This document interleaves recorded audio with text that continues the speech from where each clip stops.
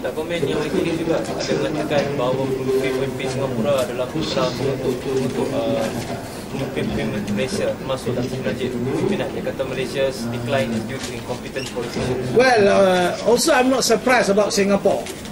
Singapore, kita tahu politik Singapura, hati kecil mereka menaruh dendam kepada negara Malaysia begitu lama. Dan mereka sering cuba mencampuri urusan politik Malaysia.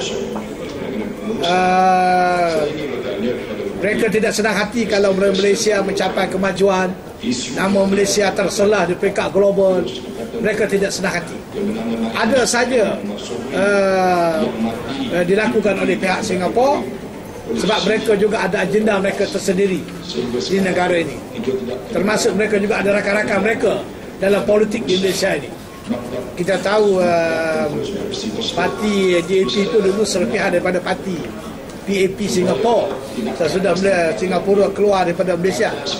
Dan kalau kita tengok kenyataannya, memang mereka buat tak lain dari untuk nak, orang kata, demoralize Malaysia di peringkat antarabangsa.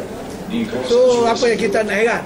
Maka sebab itu kita lihat bila Malaysia nak buat jambatan, dulu pun mereka tidak bersetuju, sehingga mantan Perdana Menteri terpaksa mencadang buat jambatan Bangkok. Jadi itu pun dah dapat gambaran kepada kita bagaimana sikap Singapura terhadap negara Malaysia. Jadi kalau boleh mereka burukkan Malaysia secara halus, secara mereka akan lakukan.